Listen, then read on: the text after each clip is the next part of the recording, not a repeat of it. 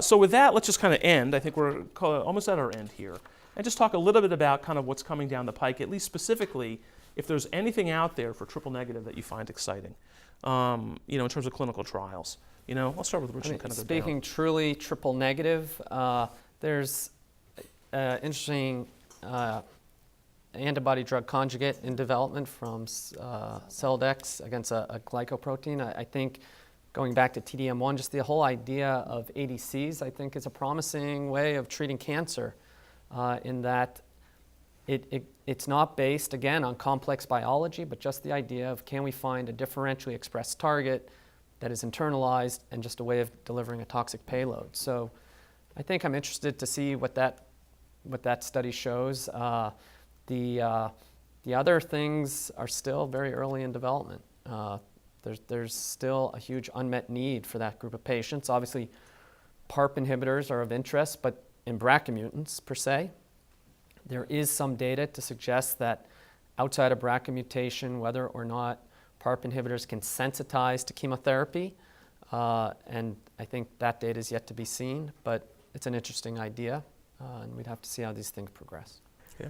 So 3 things. I'm excited about the Celldex CDX-011 antibody-drug conjugate, in part because the study's designed to only enroll people that have the target of the ADC. So even if the drug doesn't work that great, the trial design should result in a meaningful answer to whether or not the ADC can be effective in triple negative. And that's antibody-drug conjugate. Yeah, sure, antibody-drug conjugate. I'm excited to hear for the rest of the meeting about immunotherapies. We have anti-PLC1 and anti-PD1 presentations in triple-negative breast cancer, and they are seeing responses to the antibody immunomodulatory agents, so I'm excited to hear about those at this meeting. And then, although less exciting, but still really important, because we can't even agree on what we would use in the first-line setting, is studies like the Tenacity study. So this is Abraxane carbo versus Gem-cis combinations. So I think that study will be a standard of care changing study when we have the results. First line, triple negative breast cancer. Again, that's a plea to enroll. I think that this trial is available around the United States, around the world, actually. And I think it's, again, in the absence of any standard of care, I think it's a reasonable thing, unless you have some other first line trial that's available in your site. I think that's something that's easily a done trial. So, Ruth? I think for triple negative is obviously very complex. We have that very nice work done from the Vanderbilt group showing the different subtypes. Certainly there's some focus on androgen receptor, which I think is interesting, although the data so far is not that convincing. The other thing that was intriguing, I think at San Antonio last year, was the demonstration of the JAK mutations in the metastatic triple negative versus the primary tumors. And there is obviously an ongoing trial with the JAK inhibitor that's for HER2 negative breast cancer. I think that's going to be very interesting. So I think triple negative is kind of complex because all these subgroups are probably quite small. But that's kind of probably where we're going in terms of designing trials. Lee? Yeah, little to add, except that I would emphasize that triple negative looks like it's a group of different diseases that we're defining it by negative, 3 negative immunohistochemistry or FISH characteristics. So it's a broad group.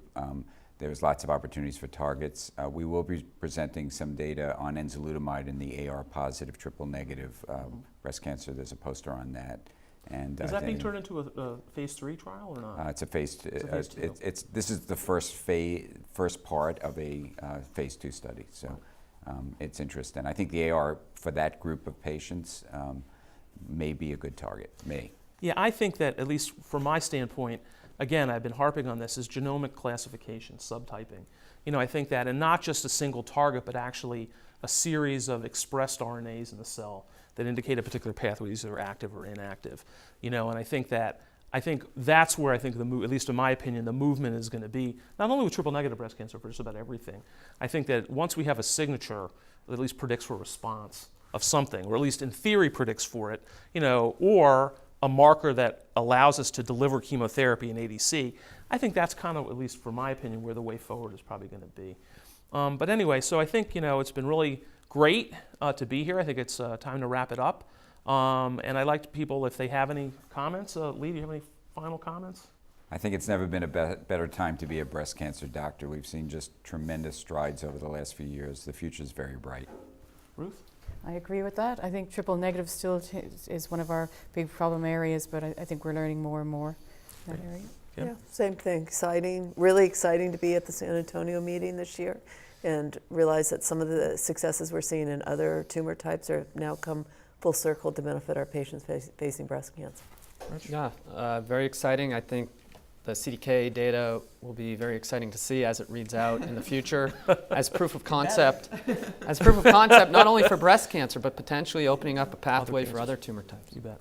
So again, I'd like to thank you on behalf of your panel, our panel. I'd like to thank you for joining us, and we hope you found this peer exchange discussion to be useful and informative. Again, thank you very much for listening to us, and have a good day. Thank you.